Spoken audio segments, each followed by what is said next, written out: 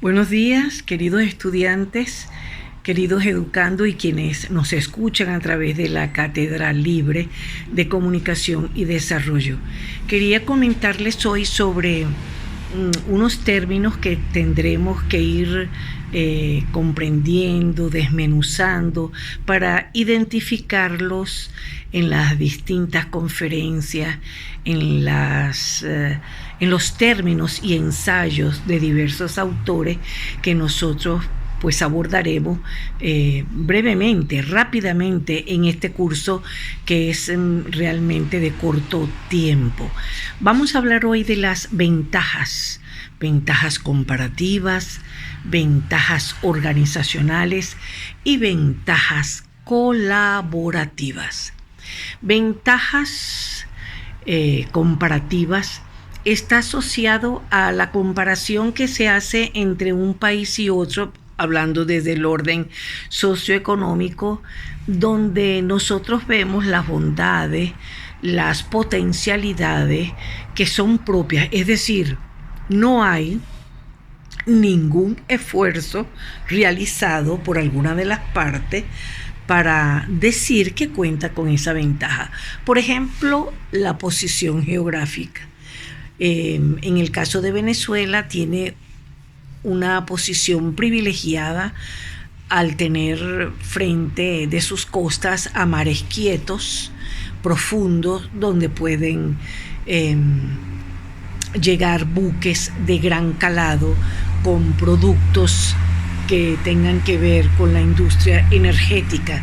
También nuestra posición desde el punto más norte de la América del Sur permite unas distancias más cortas entre Estados Unidos y lo que es la parte norte de la América. Una posición comparativa, como vemos, es algo que ya tengo, una mina, y resulta que debajo de esa montaña tengo oro o tengo diferentes materiales que me pueden servir para el área industrial y la elaboración posterior de bienes a partir de allí. Lo comparativo lo tengo. La estatura, la belleza, cuando vamos a hablar de un certamen de belleza, es linda por nacimiento, por la combinación de los genes que trae de padre o madre o otros elementos de la ascendencia.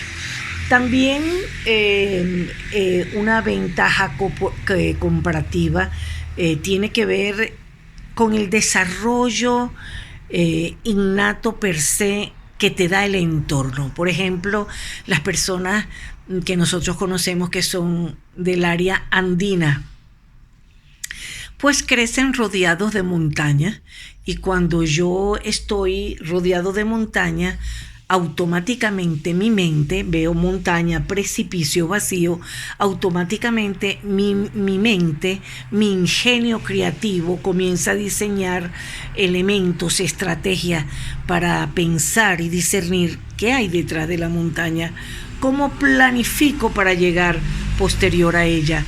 ¿Qué camino debo abordar? Plan 1, plan 2, trecho 1, trecho 2.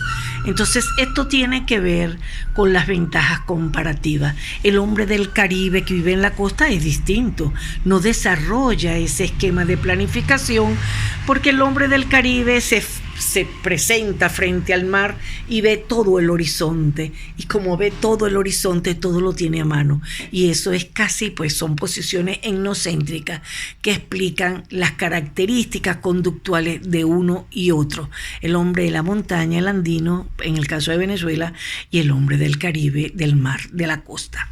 Luego tenemos las ventajas organizacionales.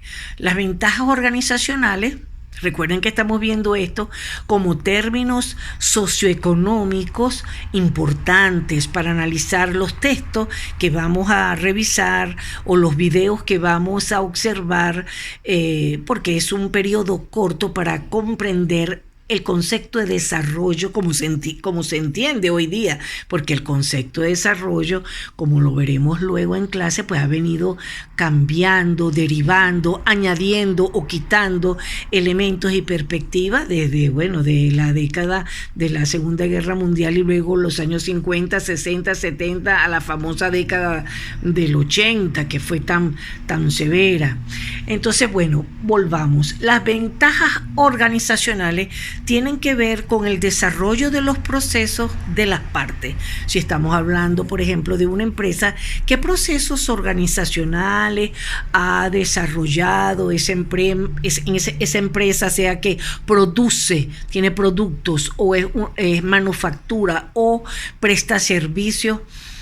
Cómo son sus competencias en materia de recursos humanos, en materia económica financiera, en materia de audiencia, de alianzas institucionales, en materia de rendición de cuentas y transparencia ante el Estado como ente administrador, indistintamente del país o la nación donde esté. ¿Okay? Entonces eso tiene que ver con ventajas organizacionales y a partir de ahí, de ese concepto, pues han surgido los otros que tienen que ver con el know-how, que es un término en inglés que es el saber hacer, ¿verdad? El procedimiento, el conocimiento, la propiedad intelectual. De ahí derivan una cantidad de otros conceptos.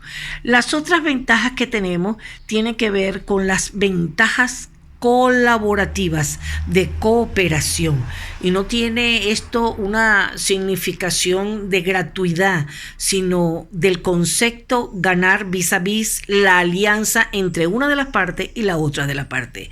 ¿Qué potencialidad se genera cuando tú y yo trabajamos juntos? ¿Qué ganancia se visualiza cuando tu conocimiento y por ejemplo, mis plantas industriales se conectan en una alianza definida en el tiempo y en los beneficios para las partes identificados con sus cláusulas restrictivas, si las hay, para concretar nuevos objetivos?